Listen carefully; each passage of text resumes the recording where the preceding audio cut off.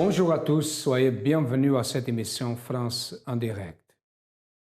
La situation d'une personne peut changer d'un moment à l'autre, mais ça dépend de la décision qu'elle prend. Il y a beaucoup de personnes que la vie ne change pas, au contraire, deviennent pires. Mais au centre d'accueil, il sont beaucoup de personnes qui arrivent et sa vie change à travers la pratique d'une foi surnaturelle, une foi intelligente. J'ai ici avec moi Madame Regina. Bonjour Madame. Bonjour. Vous êtes au centre d'accueil depuis combien de temps? Et ça fait 2 ans et demi, donc depuis 2012. 2012, plus ou moins. 2 ans, n'est-ce pas? Oui. 2 ans. Comment était votre vie avant? Et ma vie, avant de venir au centre d'accueil, c'était complètement détruite. Donc, toute ma vie sentimentale, vie financière, et vie spirituelle, et donc toute la santé, donc tout complètement. Donc, toute ma vie, il n'avait pas la solution. J'ai ici que quand vous étiez un enfant, oui, s'est passé des choses terribles. Quand j'étais un enfant à l'âge de 5 ans, et donc je me souvenais, il y avait un homme qui m'a violée. Je ne le connais pas jusqu'à aujourd'hui, je ne le connais pas, mais ça m'a resté dans ma tête, ça. Oui. Donc, il m'a violée, puis je ne sais pas même là où il est parti. Et puis, j'ai grandi comme ça, donc, parce que je suis grandi avec mes grands-parents. Parce que ma mère, quand je suis née, il est mort directement. Et puis, moi, je suis grandi dans la main de mes grands-parents, donc, côté de ma mère et de mon papa, comme ils étaient voisins. Alors, donc, le monsieur là, il est venu, puis il m'a fait tomber par terre. Donc, ça restait dans ma tête comme j'étais encore un enfant. Vous aviez 5 ans? Oui. Donc, je me souvenais que j'avais 5 ans parce que je n'étais pas allée encore à l'école. Et vous avez passé pour une autre situation comme ça, n'est-ce pas? Donc, à oui, 13 ans, j'ai ici remarqué. Oui, donc, et puis après mon papa est venu me récupérer dans les mains de ses parents. Et j'étais allée vivre avec mon papa. Et puis, mon papa aussi, quand il était mort, et puis on nous a partagé dans la famille. Et puis, la personne qu'on a voyagé avec lui pour m'amener à mon oncle paternel, là où je vais aller rester là-bas. Donc, quand on est arrivé à l'hôtel, et là-bas, dans ce pays-là qu'on a arrivé, il y avait des familles que nous connaissons. Il a fallu qu'on s'en aille dormir là-bas. Mais le monsieur, il avait refusé. Il est parti prendre l'hôtel. Et l'hôtel, là, je me souviens que c'est la chambre 13, numéro 13, qu'il a pris. J'ai vu même dans la porte, c'est écrit numéro 13. Bon, OK. à cet âge-là, je ne savais pas. Ça veut dire que vous aviez un problème d'enfance, ça a causé l'haine dans votre cœur.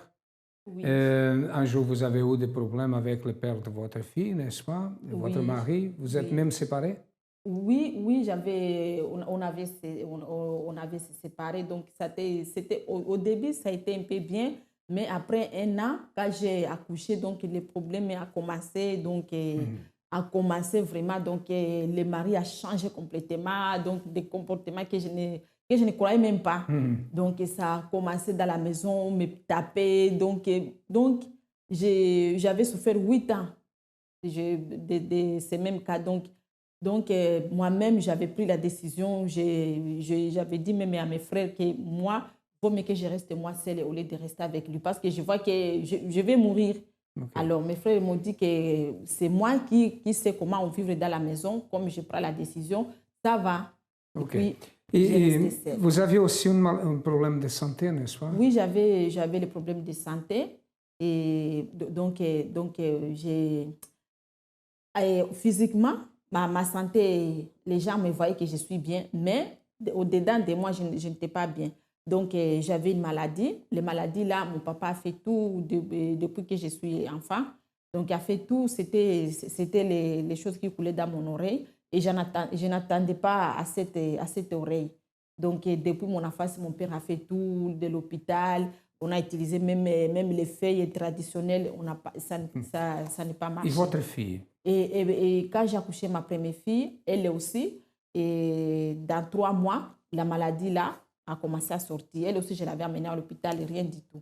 Et ma deuxième fille aussi. Donc, ça prenait que les filles, pas les garçons. Donc, ça prenait que les filles. Et sauf la 3e fille, elle est là, la petite là. elle n'était pas contaminée avec cette maladie. Ok.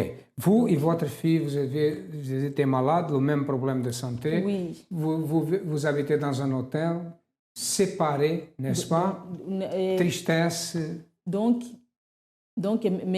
mes enfants là que j'avais accouchés en Afrique, et ils sont encore là-bas en Afrique. Ils sont Oui, j'avais fait tout pour qu'ils puissent venir. Ça ne marchait pas. Séparés. Vos enfants, soit 2 enfants que vous avez, les autres 2 sont là, n'est-ce pas? Oui, ici, j'ai qu'une seule que j'avais accouchée ici. Les autres 4 sont là. Les autres 4 sont là. Oui. Ok, pourquoi ils sont là et ne viennent pas? J'avais fait toutes les démarches, donc j'ai envoyé de l'argent.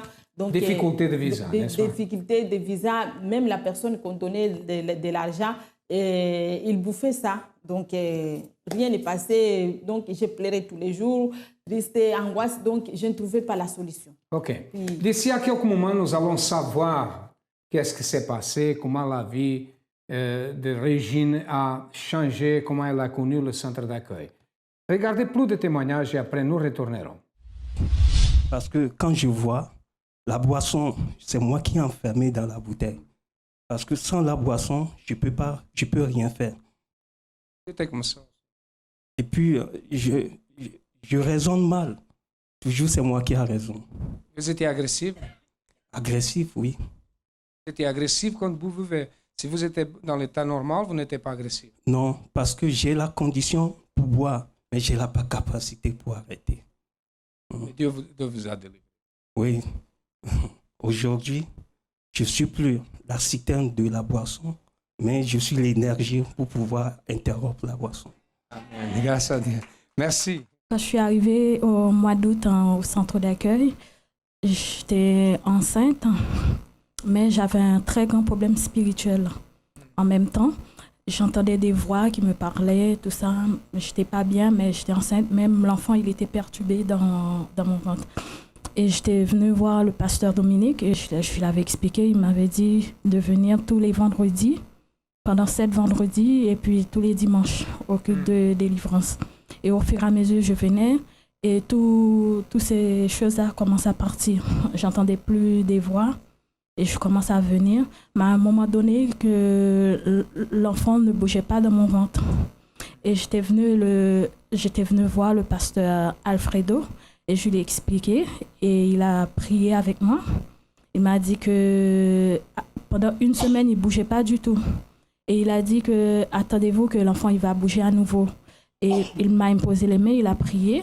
Après, en partant de la porte, je sentais l'enfant, il était en train de bouger. Amen. Moment. Amen. Grâce à Dieu. Mon fils, l'aîné, j'ai un garçon de 29 ans. Je l'ai envoyé peut-être à 23 heures de chercher l'alcool pour moi. Ma mère, elle priait. L'autre jour, elle est venue. L'autre jour, elle m'a mené ici.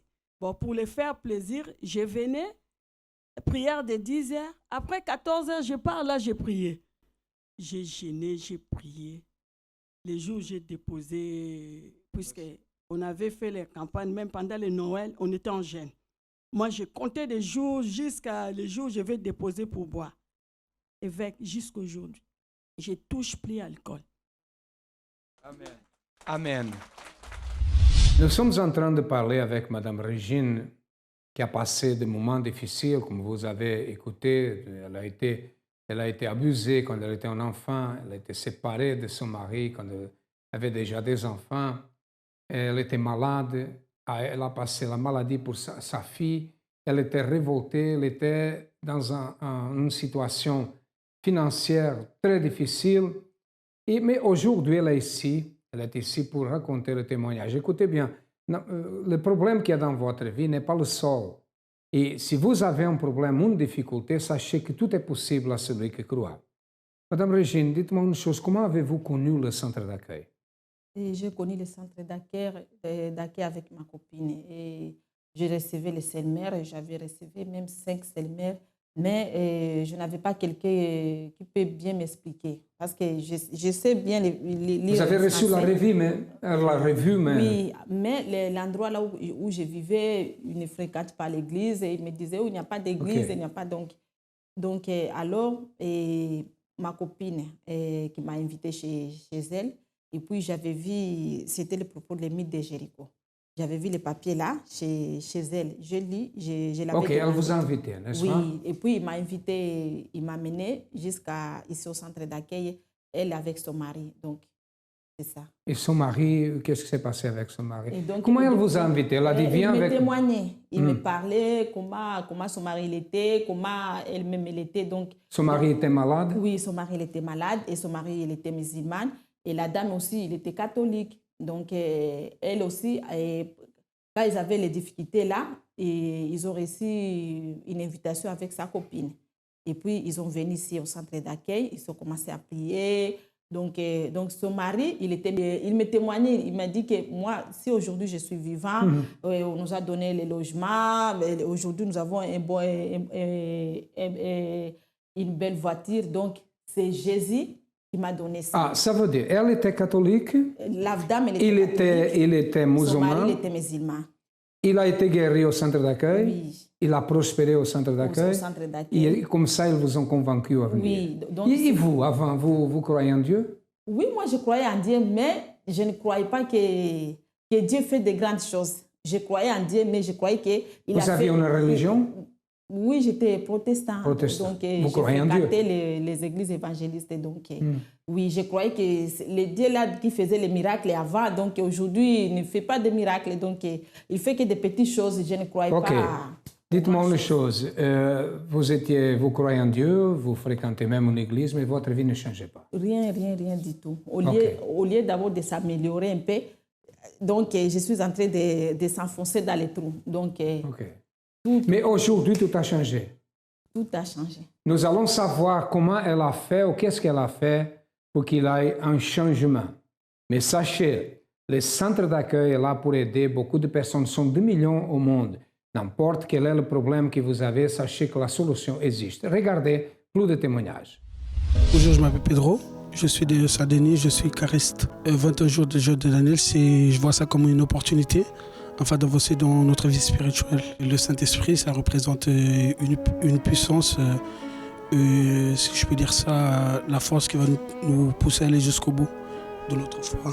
Avant de recevoir le Saint-Esprit, moi j'étais quelqu'un de, si je peux dire ça, un peu triste. Et c'est vrai que j'étais une personne un peu triste, sans savoir pourquoi j'étais triste, mais mon état de vie c'était ainsi. Maintenant je suis une personne qui est toujours heureuse malgré les difficultés qu'on peut traverser dans la vie, j'ai toujours la paix à l'intérieur de moi. Bonjour, je m'appelle Monsieur Vital, j'habite à Villiers et mon profession c'est attaché commercial. Les 21 jours de jeûne de Daniel représentent quelque chose de grandiose parce que c'est là qu'on doit chercher l'éternel et pour pouvoir recevoir le Saint-Esprit. Donc c'est une opportunité pour ceux qui cherchent à avoir la nouvelle naissance, pour ceux qui cherchent avoir une rencontre avec Dieu. Le Saint-Esprit, c'est celui qui nous convainc de notre péché. C'est celui qui nous guide et qui nous donne une direction dans tout ce que nous faisons.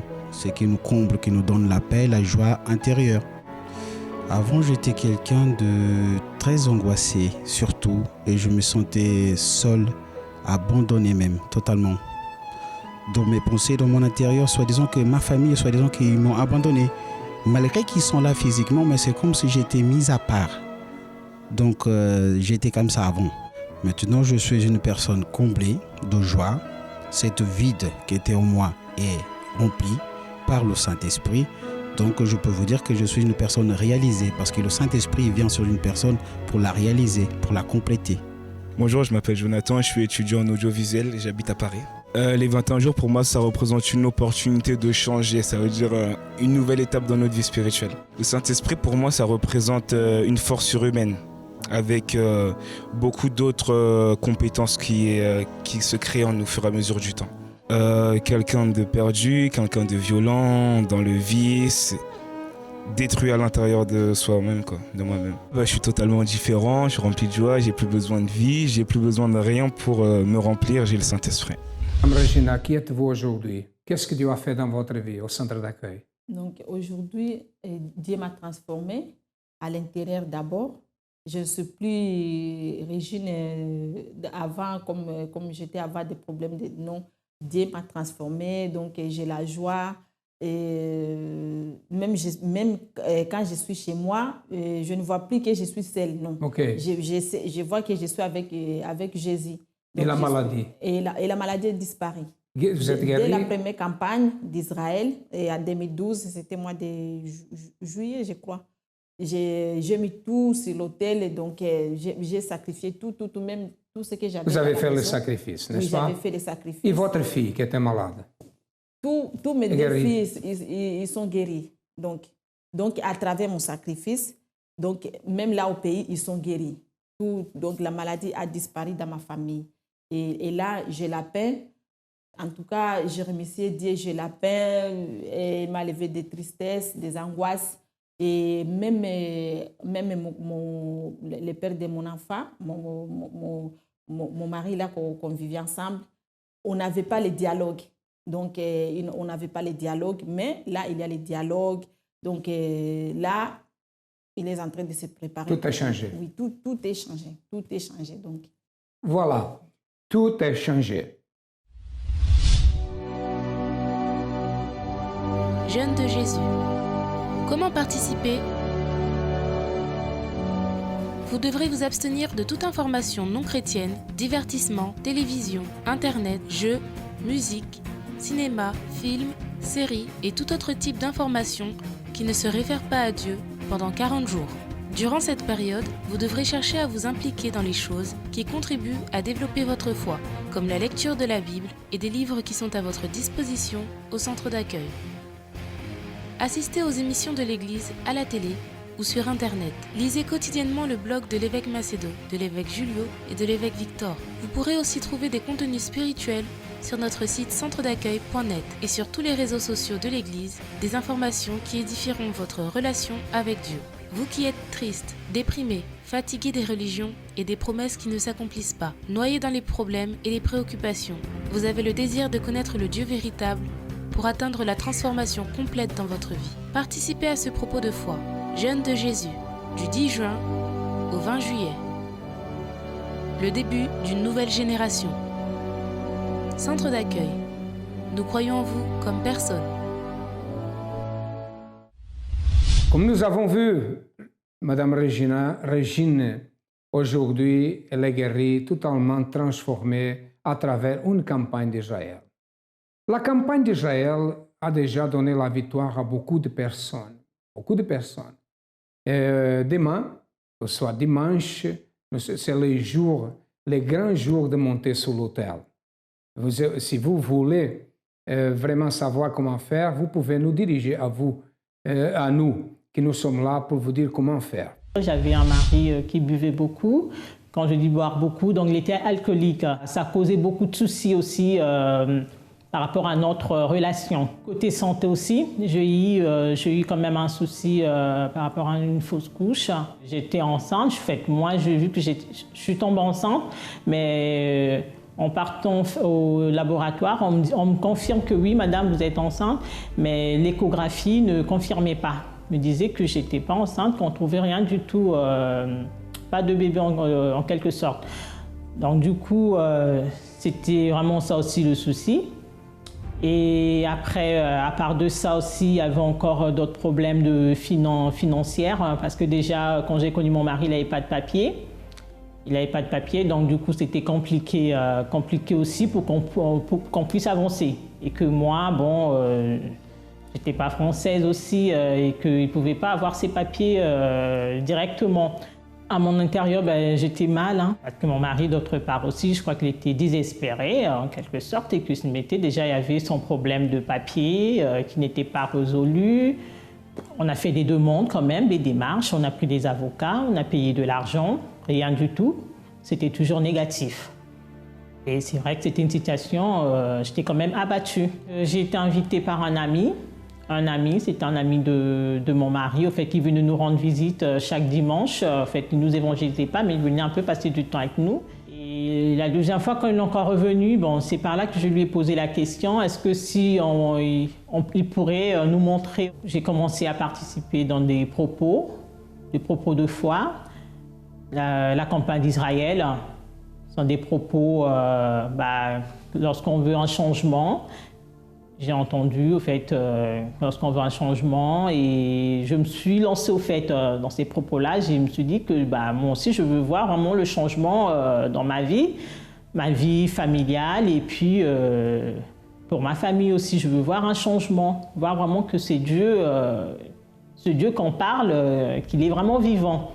C'est par là que j'ai commencé. J'ai participé dans une campagne d'Israël et je commençais à venir dans des chaînes de prière. Je me suis vraiment donnée à fond. À travers la campagne d'Israël, les propos de foi que j'ai pu faire, en tout ça, il y a eu la transformation. Déjà, du coup, quand j'étais avec mon mari, en fait, on n'était pas mariés. Et déjà, avant, ce que j'avais dit par rapport la fausse couche que j'avais eue avant, donc du coup, j'ai pu avoir ma deuxième fille, c'est une fille, j'ai eu mon deuxième enfant. Et après cela, le mariage a été réalisé. On s'est marié avec mon mari en 2013. On s'est marié avec mon mari. Et du coup, là encore, par rapport à la vie financière, mon mari qui n'avait pas ses papiers, on a fait une demande à la préfecture. Et du coup, en rentrant un jour chez moi, j'ai trouvé un courrier de visite médicale. Je me suis dit, c'est bizarre, comment ça se fait que la visite médicale peut arriver avant que... Parce que c'est normalement, on donne d'abord un récépissé à la personne et ensuite on reçoit la visite médicale. Je dis, c'est pas normal, j'ai appelé mon mari. Du coup, il est parti à la préfecture en disant que j'ai reçu la visite médicale, mais par contre, j'ai pas de papier. Comment est-ce que je pourrais me rendre ? On vérifie, la préfecture vérifie, elle dit que monsieur, votre carte, elle est déjà prête. Il était étonné, dans la joie. Donc du coup, les papiers ont été résolus.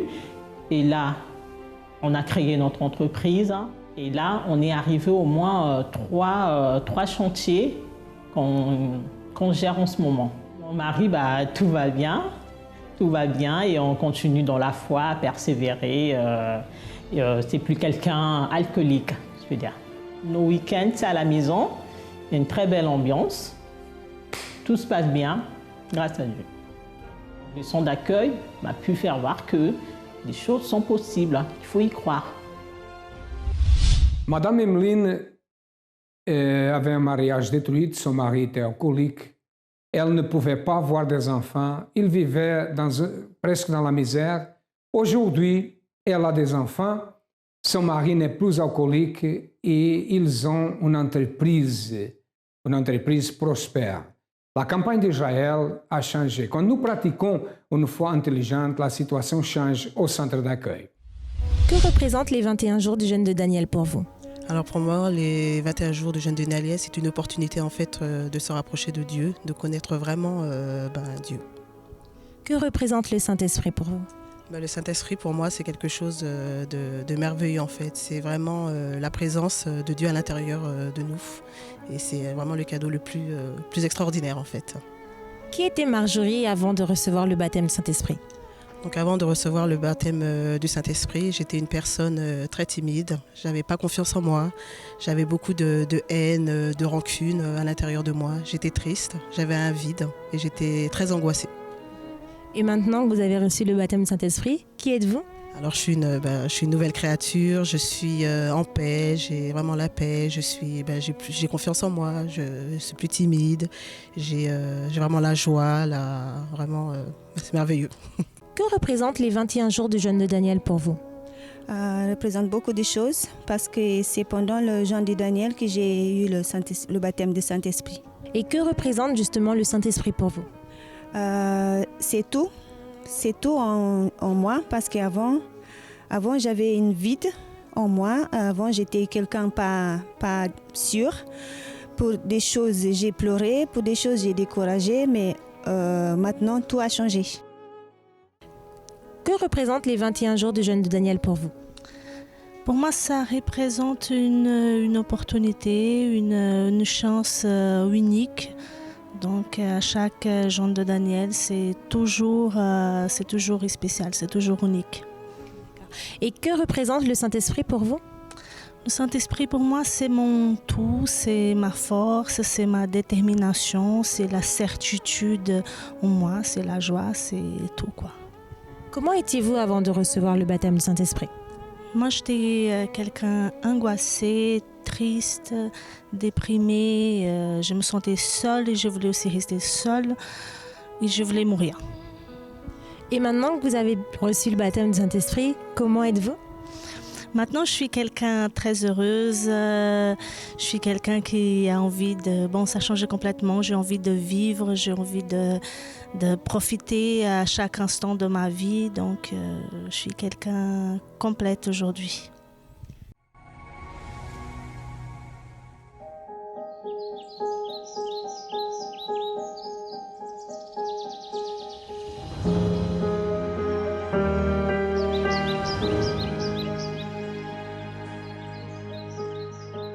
Ce qui a le plus attiré mon attention au centre d'accueil, c'est qu'on ne m'a pas jugé. On m'a simplement ouvert les bras et on m'a accueilli. C'était différent, totalement différent.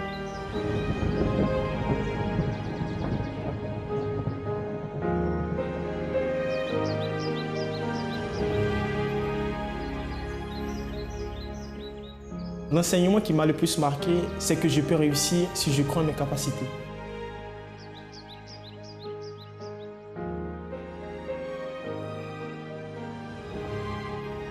Quand les personnes arrivent au centre d'accueil, elles peuvent vraiment changer. Les gens devraient venir au centre d'accueil car c'est une excellente école pour apprendre à réaliser ses rêves.